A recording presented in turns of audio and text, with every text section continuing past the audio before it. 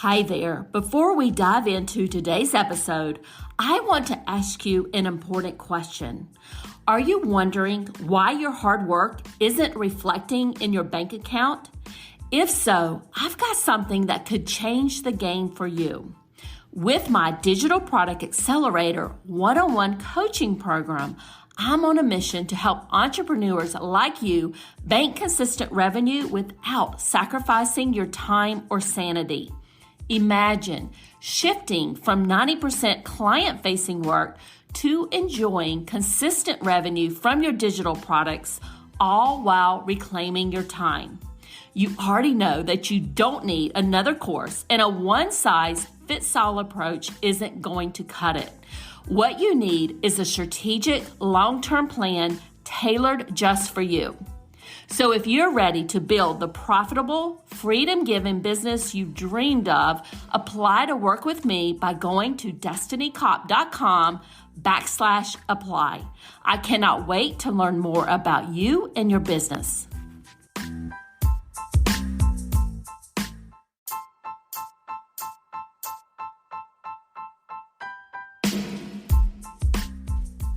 Welcome to the Course Creators MBA podcast. I'm your host, Dr. Destiny Kopp, and I help business owners increase their revenue with digital products and automated sales funnels.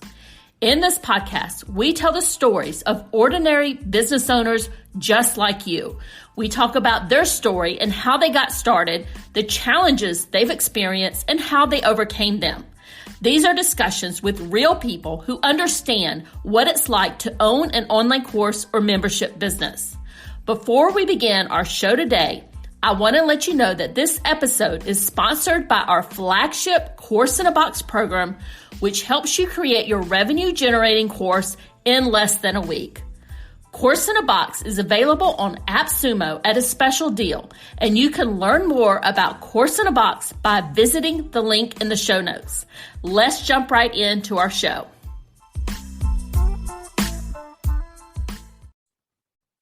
My guest for today is Franziska Iseli. Franziska is a best-selling author and co-founder of the marketing education platform Basic Bananas, based in Sydney, Australia. Basic Bananas is a unique marketing training organization that doesn't play by the rules of convention. Through their marketing programs, they have supported thousands of businesses by using smart, innovative, and effective marketing strategies. Franziska, thank you so much for joining me. I'm so excited to chat with you today and can't wait to jump in here. It's my pleasure. Thanks for having me, Destiny. I know the audience is very interested in hearing about your journey into entrepreneurship. So why don't you kind of take it from here and tell us, how you got started and how you got to where you are today? Yeah, definitely. I'd be happy to share. So as probably the listeners can hear, I have a little bit of an accent. I'm currently based in Sydney, Australia. I've been living here for 15 years, but I'm originally a Swiss Australian. So I grew up in Switzerland, and back home in Switzerland, I started my career in marketing and advertising, after doing a master's degree in marketing and political science. And then I moved to Sydney and continued working in advertising.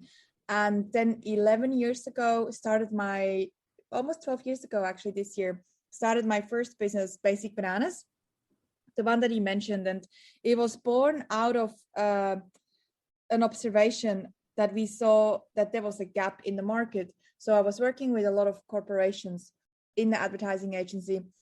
But where I live here on the northern beaches of Sydney, there are a lot of small business owners, and they didn't really have access so much to our resources because they couldn't afford what we did in advertising. So, but they also needed to know how to market. So we started with my ex-husband. We started this company, Basic Bananas, where we started to show business owners how to use these strategies that the big guys are using to grow their businesses. And that's the first business. And then the second one we started a few years later is a branding agency, which is run by one of my best friends now, where we implement people's brand and do brand refreshes and websites, logo, etc., any of the brand materials that people need. And then there are a few other businesses that started later, but Basic Bananas is sort of the first one and still the one that I'm quite involved in. So the Basic Advantage, you started that, I think you said around 11 years ago. So that was around like 2010? Yeah, end of 2009. Okay. And then you started another one later that was a branding agency that's being run by your best friend. How does the branding agency and Basic Bananas come together? Do they work? Are they kind of, part of your portfolio, or how did you set that up? Yeah, they very much work hand in hand. So what we saw at Basic Bananas, by running a lot of the marketing programs for small business owners, we saw a lot of really bad examples of branding, horrible websites, and just really ugly brands. Again, these are businesses that can't afford to work with advertising agencies that probably would make them look really good, but they don't have the budget. So we decided to start an agency that has the level of quality of an advertising agency. And one of my best friends used to work in advertising for 20 years. So got her on board to run this and make it affordable for small business owners. So a lot of our members at Basic Bananas now also work with our agency, and we all sit in the same offices here in Sydney. Okay. Now, you mentioned something in there about an ex-husband. So is he still in business with you, and how is that going? Yeah, we separated almost 3 years ago, maybe 2.5 years ago. And we're still working together across both of these businesses. And we're almost like best friends. We had a lot of people come to me and they say, you should write a book about how to separate. And well, I don't think I'm a professional at it because I've only done it once. But we definitely had a very conscious separation. It was very amicable, and we support each other. We're very complementary in business. We have a very great business partnership. So, and we both we have new partners and we get along. My new partner works out of our offices with his business, and yeah, it's very, very friendly. I can see why people say you should write a book on it, because everybody that I have known that has gone through that process, especially if there was a business involved, right? It's definitely not going as smoothly as what you described. Yeah, I think we're just both quite, we're both, quite kind and considerate people. So there's not much ego involved, and there wasn't when we separated. So I think that's probably the bottom line, is put your ego aside and just do the best you can for the other person that you always did when you first met. So let me ask you this. Our audience are online course creators and or people who have memberships as part of their business, or aspire to have that as part of their business. At what point, and you can tell us like what year it was too, at what point did you decide to add online courses to your service or product portfolio, and what made you go down that path? So we first started with live training. So basically business owners would come into our venues, and once a month, we still run that program now, but now we do run it virtually, and it's called the Clever Bunch program. And that was one of our first programs. And every month we would get together with a group of business owners to take them through how to do great marketing over 12 months. It is almost like a marketing degree that they get, but a lot better than the textbook one, because it's all business owners, run by business owners, for business owners. It's very practical. It's not theory and stuff that doesn't work. And so that started off not being so much online, but more in person. But then we also had everything that we did with them. We also recorded everything and put that online into a membership website. So they would come to the sessions, and then they would also have the materials to watch again if they wanted to, online, to revisit, or to get some of their team members to watch the online courses. And then we kept running that program because we do find that this component of the combination of live and online works really well. And what we have, and then so we've been running this for 10 years maybe, and then we also added some people, of course, were not in the areas where they could attend these sessions, so we created an online program for people that couldn't come to a live session and they just wanted to do self-paced learning, and that's called the Marketing Smarts, and that's still running now. We started that maybe I would say about 7 or so years ago, maybe 7-8 years ago, and that program is still working.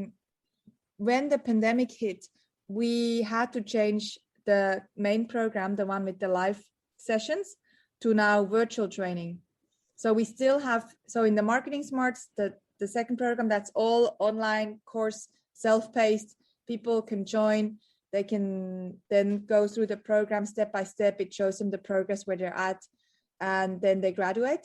The Clever Bunch we had to create virtually once a year ago. Now all the sessions that used to be live in person are live but on Zoom. And here's the interesting thing, and this is I find this is quite an important lesson for online course creators. You are hopefully creating these courses because you want people to get results. And so what we have found is that when you have a little bit of a live component in there, just you running a Zoom session every now and then to help people, to answer their questions, to keep them accountable, they will do a lot better than if they don't have any contact with anyone.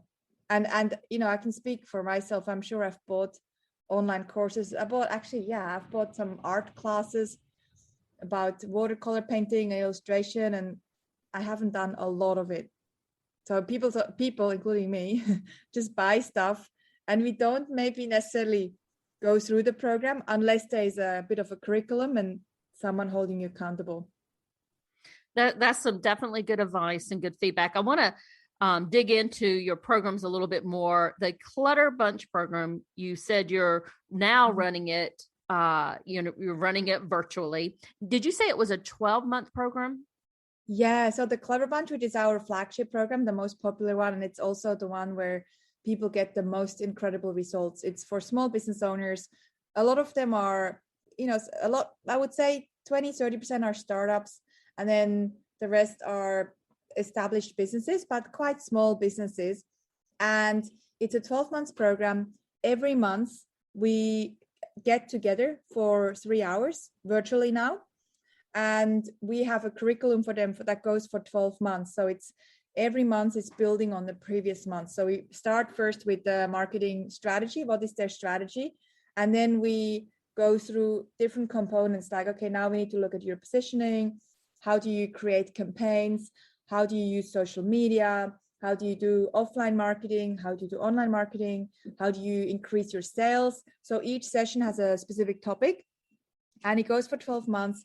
And now, because we are running these virtually on Zoom, we have people in the groups from everywhere. So we have very mixed groups. There's one group that has people, business owners from Sweden, from Switzerland, from Australia, and the US and Canada. And then in the past, because we used to run these sessions in person, we would have a group just with people in Sydney, then we would fly to Melbourne, have a group with just people in Melbourne, and we have also a partner in LA. She would run the sessions just for LA. Now we have a very, very multicultural groups, and that makes it even more exciting. I think that's wonderful. So did you find that your revenue increased because you were, moved this to virtually, and you could basically, invite the whole world instead of just people that were living in certain cities? First, it's a great question. We had the whole lockdown here in the country in Australia in March last year, March 2020. And when that first happened, our revenue decreased probably by about 40%, which is a lot for us. And the reason why is because we had to pivot for the lack of a better word. We had to change the whole business from the model where we would do the live sessions, and people would meet us and like us and then trust us and want to buy from us, to then go completely virtual. And so that made our revenue go down by about 40%. And then we had a period of time there where we just had to figure out, okay, how can we run this program as effectively as before without seeing people? So that took a few months to change the whole program, to run it virtually, to set up our studio, have really good cameras set up and audio, etc. Sorry, that's my dog here in the background. That's playing. okay. We love dogs here. Yeah, I've got a puppy here, a Kelpie. She's beautiful. She's just very, very active. Oh. She's sort of jumping up on me every now and then to Yeah, come and no say, worries. We love dogs, and I know my audience loves dogs also. oh, that's lovely. So So that's what happened. And but then so so the revenue went down, and now that we have everything set up and we can work with the whole world, it's going up again. So it's been growing since the beginning of the year. So let me ask you this, when you pivoted to offer the course via Zoom, and you could offer it to the whole world, where did you find everybody? Like how did they find you to, because I'm assuming they weren't necessarily in your world before that. So how did you go out and find these people? Well, two things. So interestingly enough, a lot of them already were in our world. We have quite a large database because we've been in business for such a long time. So a lot of them, interestingly enough, once we had the virtual option, a lot of the people that couldn't do our program before because they were either in land where we are not running live sessions, or they were overseas, they now can join the program. So a lot of them came from the database that are like, oh, online now, well, now I can join you. And then that's sort of the older leads. And then to get new people into the pipeline and to see us and to love us, we do a lot of different types of marketing, but we do a lot of digital marketing. We use different social platforms, paid and organic. We do Google ads, we do YouTube remarketing, we have partnerships with different organizations. We used to do a lot of, my business partner and I used to do a lot of speaking engagements, a lot, and that was very effective. Now we do a lot of virtual speaking engagements, and also I mentioned strategic partnerships. What else? There was something else I was going to mention. So there's really a lot of different avenues that we use, that people find us through, and then we get referrals. Of course, a lot of that is happening too. So it's a whole ecosystem of strategies that we use. Yeah. And that's definitely what I was hearing from what you were saying. You weren't relying on just one, you were, looking at a multitude of things. So your Clutter Bunch programs, your flagship program, and you also have the Marketing Smarts. Right. Between the two, what is your biggest revenue generator? Is it like a 70-30%? I'm assuming with the flagship versus the self-paced course. How does that break out? Yeah, it's about 80-20 in terms of revenue, because the Clever Bunch is about 80% of the income, because it's more expensive because it is 12 months and it is with us. So my co-founder and I are running these sessions, which is amazing for them. We used to have, before the pandemic, we used to have mentors running all the live sessions.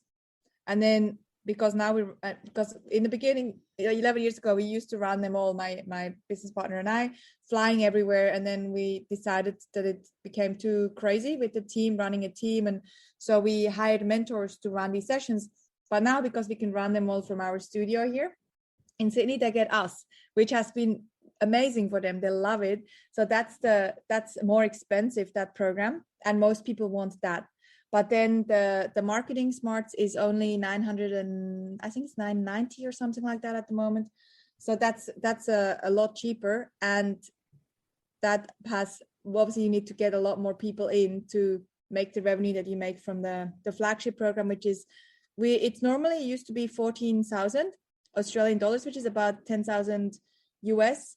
And then we have been doing, for businesses that have been struggling a little bit, we've been doing a COVID special sort of sponsorship for, I think it was about 8,000 Australian, so about only 6,000 US. So it's quite a price difference, but the results that people are getting are crazy. I mean, we have people in there that say they have made more money in 1 month after implementing the program than they made the whole previous year. together, and just, lots of stories like that. So it's worth it's worth for them to invest. So let me ask you this. I know in the Clutter Bunch program, you have the Zoom meetings with them. How do you have them every week? And what other support are you giving as people go through this program? So in the Clutter Bunch, they have a Zoom session for 3 hours once a month in their small groups. They only have 10 to 12 businesses in their group. So they have really small group environments, so we can really help them. And that's once a month. And then every week they can also come on a help desk, which is a lunch hour where they can come and get their marketing campaigns reviewed. So they will come to the live session run by myself and my co-founder, and then they go and implement the campaigns. And then if they want us to review, for example, if they're doing a social media campaign and they're like, oh, I don't really know if I'm doing this right, or it's not working, they can come once a week. We have a lunch hour where we just review people's campaign, which they really appreciate. Now, the online courses that you have and the online program, it's only a portion of your revenue, right? You have other revenue coming in from your agencies. Yeah. So that's Basic Bananas. So that's the revenue that is coming in, is mainly through those two programs. And then also we do a little bit, we don't advertise it, but we do a little bit of consulting for mid-sized or larger companies where, they come in and they just want the strategy done by us, the founders. So we sit down with them, and that's a lot more expensive. We don't advertise it because we don't really have time so much to do too many of those. And then the other business is separate, but it's owned by, the same people here, is the agency, and that's different. Yeah, that's different. That revenue is from websites, branding, a lot of brand strategies we're doing, which I'm involved in too, and I love it. Branding is probably my favorite part of marketing. So yeah, that's a completely different business and revenue.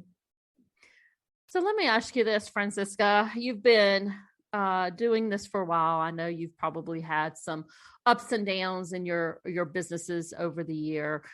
Definitely you made a pivot last year with the pandemic, and you couldn't do the live trainings anymore.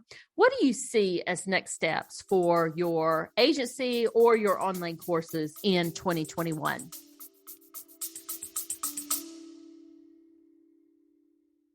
Hey there, Destiny here, and I'm the host of the Creators MBA podcast. And this episode is brought to you by HelloContent.shop, your go-to destination for content creation in your online digital product business. I understand how busy you are as an online business owner. I am right there with you. And that is why I have filled our Hello Content Shopify store with low-cost digital products that you can use as a lead magnet or part of your paid programs like your online courses or memberships. We also have marketing templates like email swipe files and social media templates designed to save you time and money. So whether you're looking to streamline your content strategy, enhance your digital products, or just save some precious time, I've got you covered, my friend. Now visit the HelloContent.shop today and take the first step towards effortless content creation.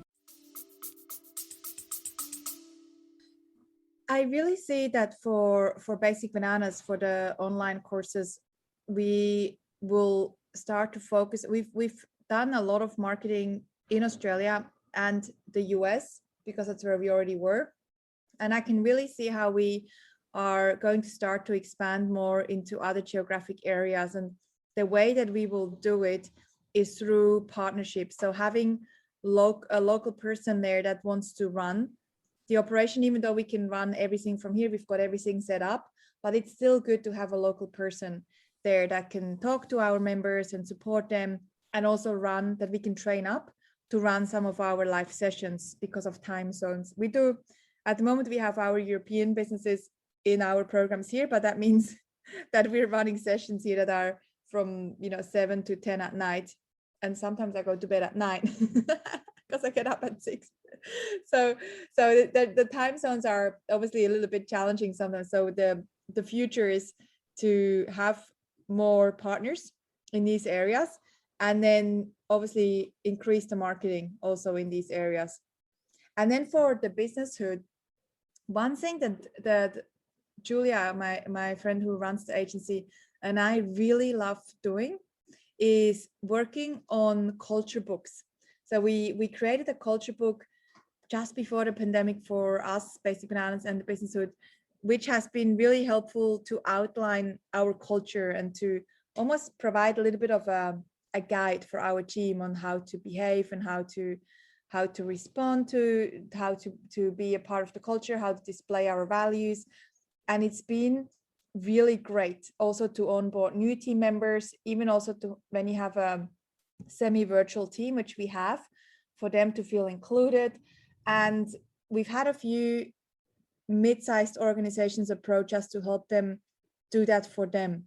And so I see that we might focus more on doing more of that kind of work in 2021.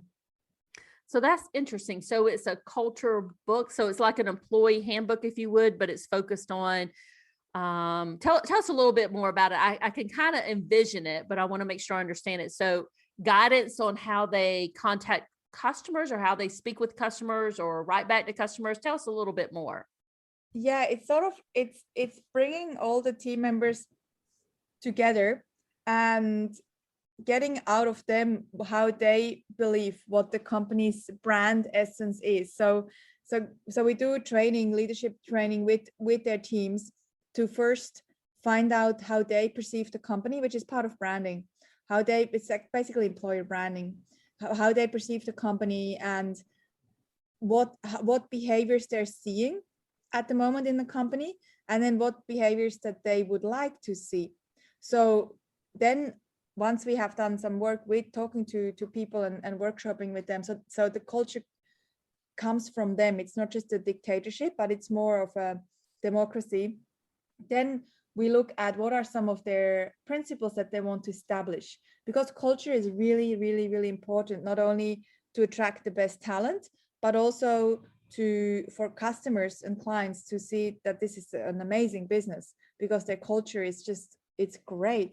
So then we establish principles with them, and that could be things like always be proactive, or things like we don't tolerate any gossip here or talking behind anyone's back. So you establish these principles that then help you to create a really beautiful culture that people want to be a part of, but also feel safe.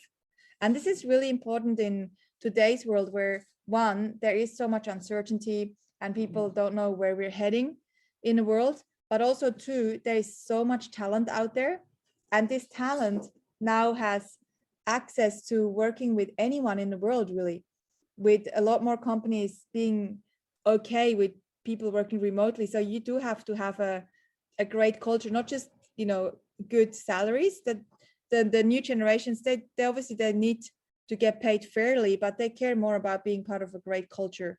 So that's sort of the purpose of that work, and it's really important work. It's really impactful. I agree with the comment that you made about the up and coming workforce generation. My son's about to graduate from Georgia Tech very soon, and that's one of the things that he's most interested in is who he's going to be working for and the culture there. So I love the work that you're doing there.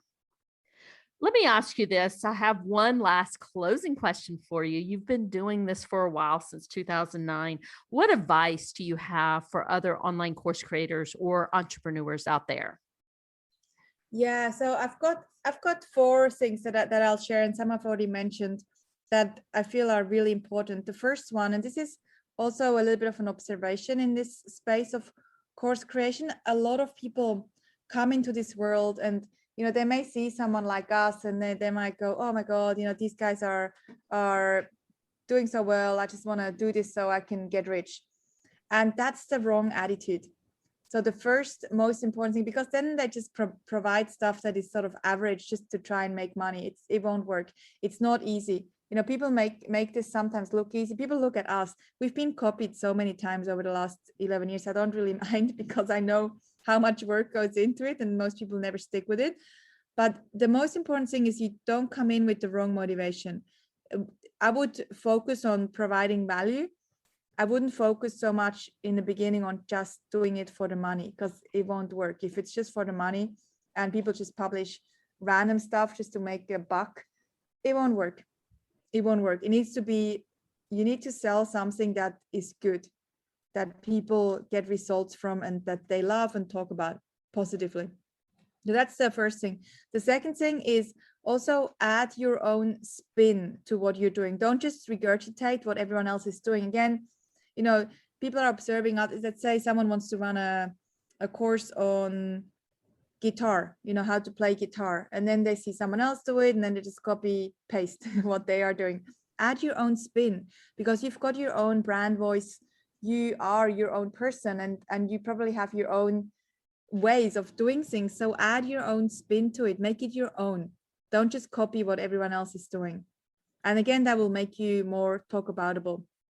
Number 3 is try and build community, because it's a lot easier for people to get results from anything if they feel supported and they feel like they're part of a community. They're not just alone out there, especially now, again, as we feel maybe more disconnected with the pandemic and working from home. It's been a difficult year for many, many people. So enabling community will really help them to feel part of something and also get results. And you can do this through having Facebook groups where members can connect with each other, running live sessions where they can maybe see each other and say hi and share their experiences.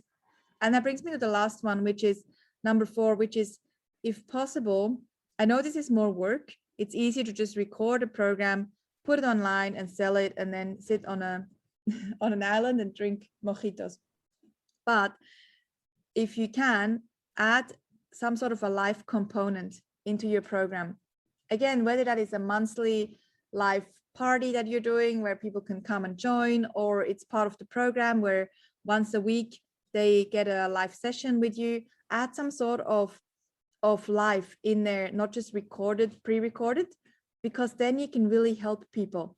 And also you can learn a lot when you do live sessions with people live joining you. You will learn a lot about them, about what they need, about how you can improve your programs. And business really is all about providing an amazing solution. The best businesses, the biggest businesses out there, they really care about their product or about their service. The ones that don't care, the ones that just provide something that is below average, they either have to sell it for super duper cheap, which is one strategy, or they won't do well. And I would just go for the first option, where I would really look at how can this be the best thing that I have ever made that helps people to achieve what they want to achieve. That was a lot of value, and thank you for that. I was kind of reflecting on what you said about if you're in it just to get rich, basically you need to stop now. And yeah. I've done a lot of these interviews, and I've not heard anyone that's been an overnight success or achieved got rich overnight. So for sure, if that's your motivation, you might want to rethink this. But I also loved what you said about building the community and supporting your students as they go through your programs and your courses. So that's all great information. Can you let people know where they can find you? Yeah, so the best place, if you would love to learn more about our programs at Basic Bananas, we've also written 4 books. The latest one just came out on social media. You can find all that on basicbananas.com. And then for branding, if anyone is interested in looking at what we're doing there, our portfolio and the work we're doing there, you can go to The Business Hood, which is thebusinesshood.com. And then for anything else I'm involved in a few different ventures. You just go to my own website, and that is under my name, which is a bit difficult to spell. It's franziskaiseli.com, and that's Franz or C for you guys. FranziskaIseli.com. And you can find me on social media. You can find Basic Bananas on social media. Just come say hi, ask questions. We're so happy to help you. We've also got a podcast. We've got a YouTube channel, just a lot of free stuff out there that we have under Basic Bananas. Franziska, what's your podcast name? It's called Basic Bananas Radio. So you can find it on anywhere, Spotify, any of the iTunes, anywhere. Just if you just type in Basic Bananas, it should come up.